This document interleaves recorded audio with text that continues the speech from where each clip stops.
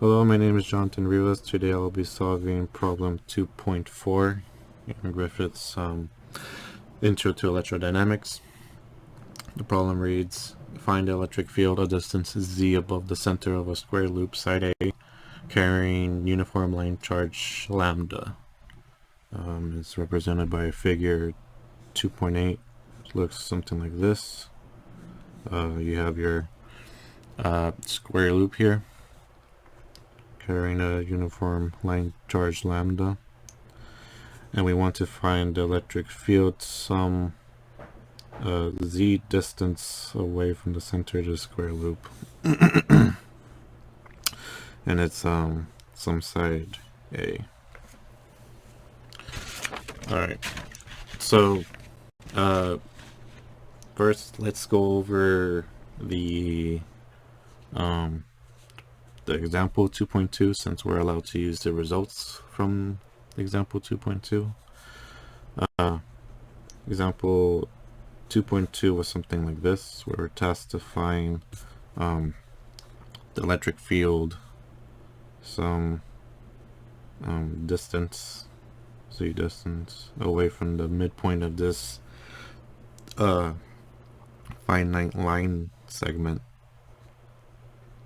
with a uniform line charge lambda.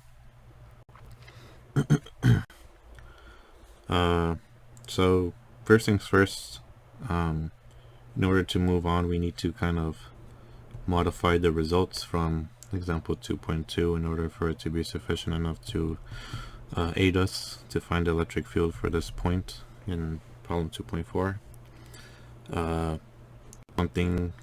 First thing I would do is distinguish these two z's. Unfortunately, these two z's are not the same. This z is the distance from the midpoint of this line charge to our field point. If we were to translate that here, it will be represented like this. So we're from the midpoint going towards our field point.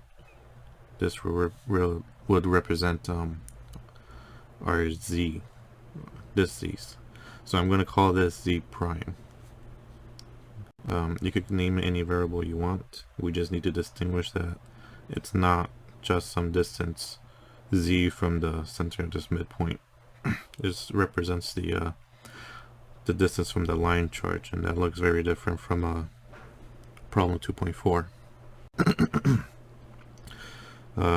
The results from example 2.4, so results, not example 2.4, example 2.2, I apologize. The results from example 2.2 look something like this. The electric field is 1 over 4 pi epsilon naught times 2L lambda over z prime, right? Because I renamed that variable to be z prime. If you don't rename it, it would have been z, but I'm going to rename it now.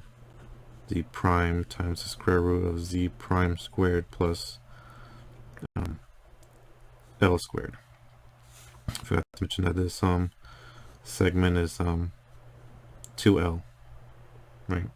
And this will be in the z prime direction, right? Because this points up to the z prime since I changed that variable.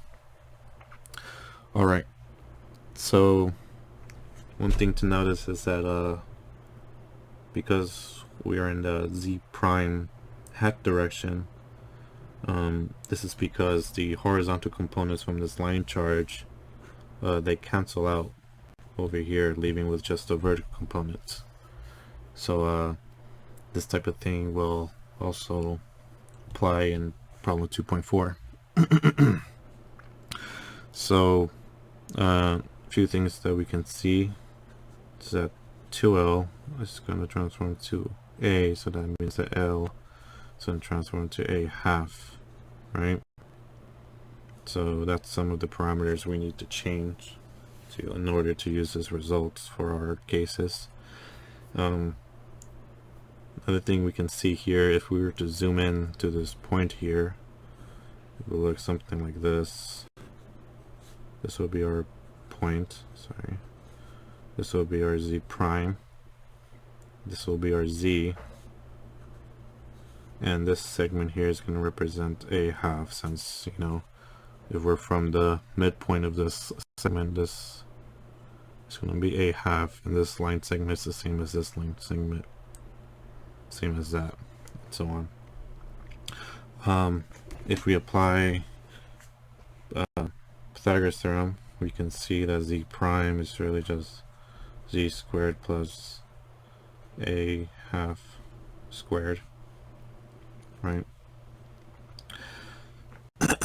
So if we were to kind of decompose this to the z direction, as I mentioned before, which is perpendicular to the square loop, the horizontal components are going to cancel out here, right? So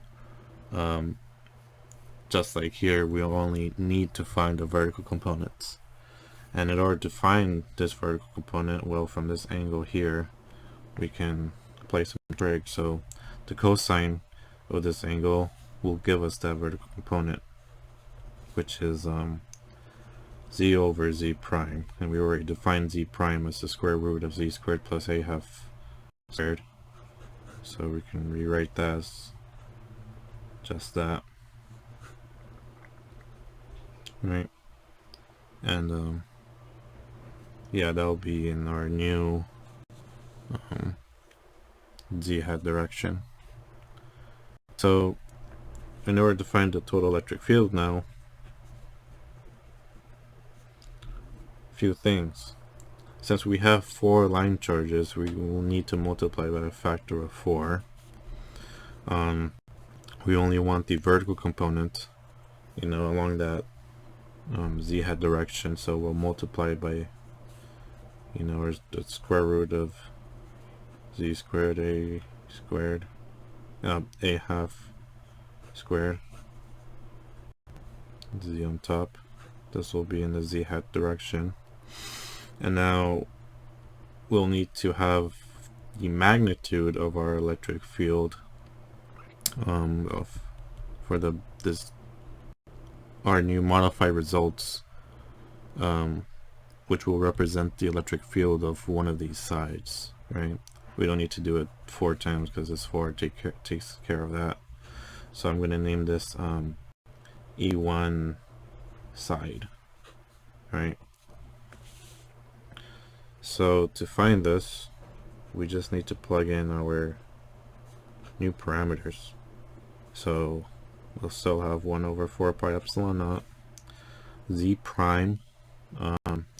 Define that as square root of z squared plus a squared over 4 times the square root of z prime squared. The square is going to cancel out the radical there, so we'll be left with z squared plus a squared over 4 plus, we have an L squared here, so that'll be a squared over 4.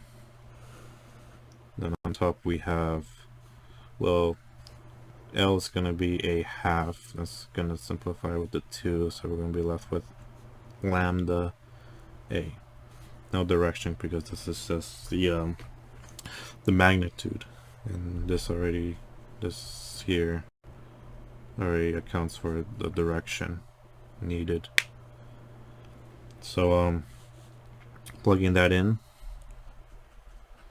the total electric field will then be 1 over 4 pi epsilon naught.